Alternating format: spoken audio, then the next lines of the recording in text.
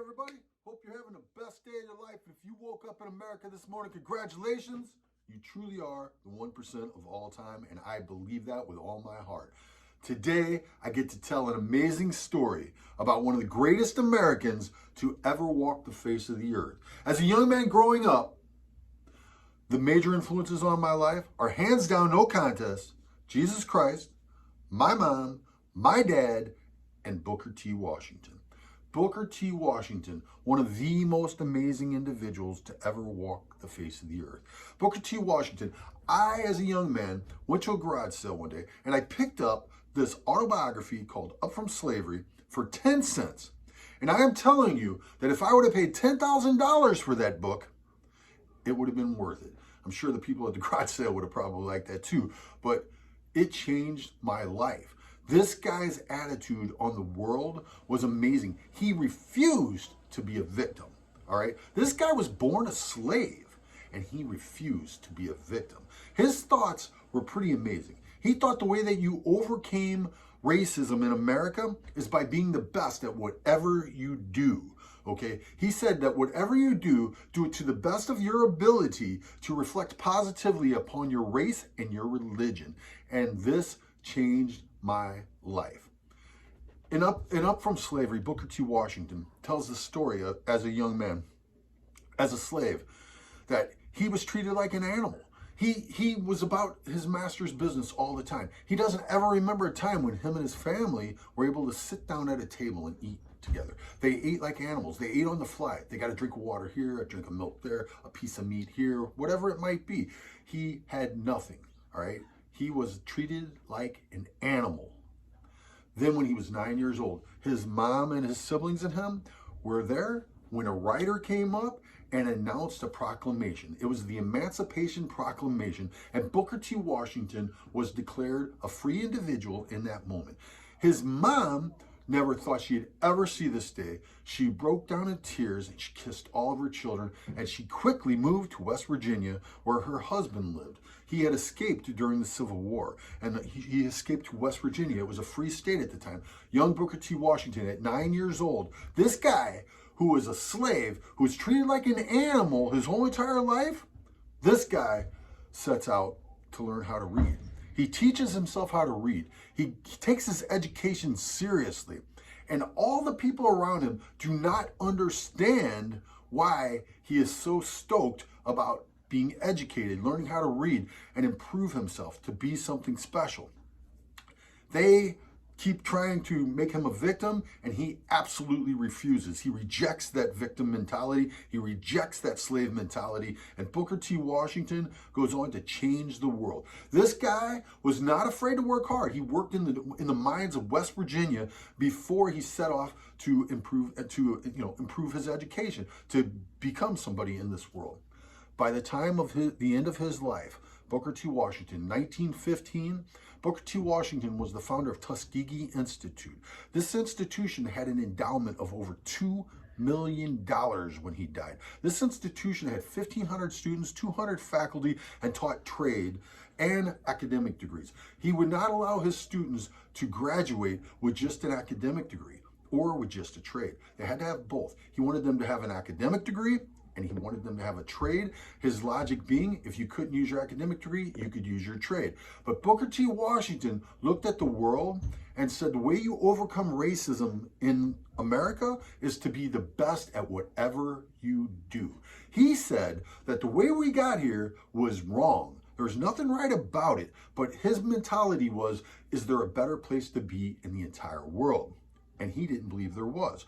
So because he had this mentality of not being a victim, not being a slave, he goes on to be the first Black American to ever eat lunch with a sitting president, Teddy Roosevelt. He has 3 different presidents actually come to him for advice on multiple occasions.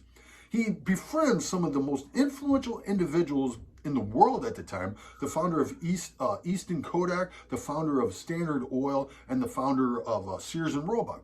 And these guys go on to help fund his endeavors. His endeavors being, Booker T. Washington creates over 5,000 schools across the segregated South to teach the to teach black Americans, to teach the next generation, okay? That's what he was all about. He was all about impacting generations unborn. And man, did he ever do that. Over 5,000 schools. Tuskegee Institute, an endowment of over $2 million. This guy impacted the world in amazing ways. He was born a slave. He refused to be a slave. He refused to be a victim. And he was an amazing individual who changed the world.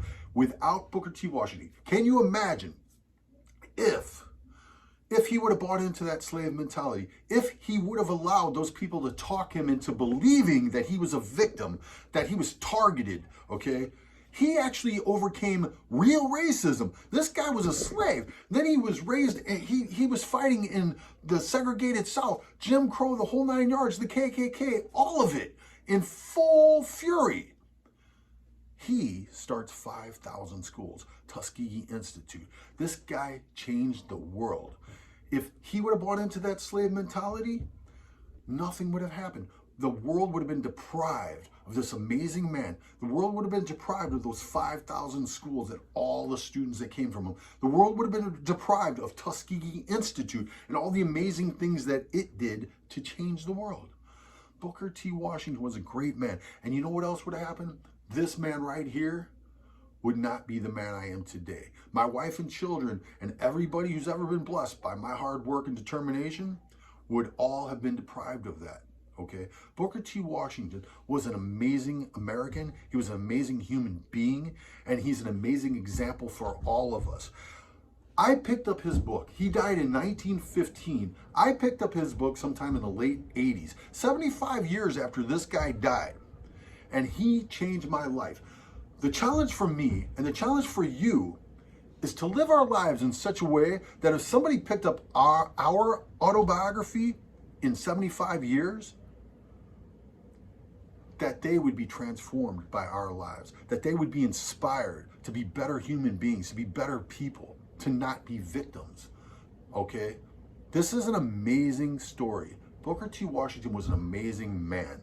His story is not told today because everybody knows the name Booker T. Washington.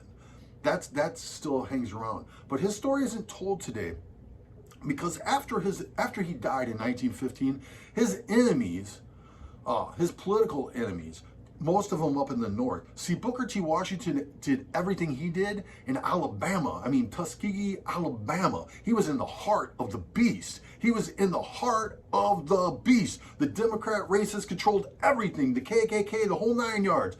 Booker T. Washington accomplished all that in the heart of the beast. But his political rivals were up in the north.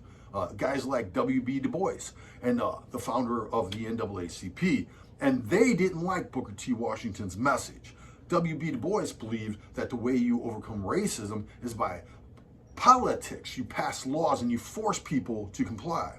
Booker T. Washington believed that you win the hearts and the minds of the people by being the best at whatever you do. And that message inspired this young man to spend his life trying to be the best that I can be, okay? Never forget the name Booker T. Washington. He was a great American. His story needs to be told. All right? You didn't know, now you know. All right? Booker T. Washington, one of the greatest Americans to ever live. All right. You guys like what you hear from me? Please like, subscribe, comment. Please share all my stuff. And you know what I got to say from here on out? Trump 2020, baby. Go President Trump. God bless America. God bless Booker T. Washington. You know what? When I get to heaven, I got a list in my mind right now. When I get to heaven, first thing I want to hear is my Lord and Savior Jesus Christ say, "Well done, good and faithful servant. Enter the kingdom prepared for you before the foundation of the world." The second thing I want to do is hug my son Josiah. I cannot wait to hug that little boy. And the third thing I'm going to do is go find Booker T. Washington and tell him, "Thank you. You changed my life. You are an amazing man." All right, let's be more like Booker T. Washington. God bless you. God bless America. Peace.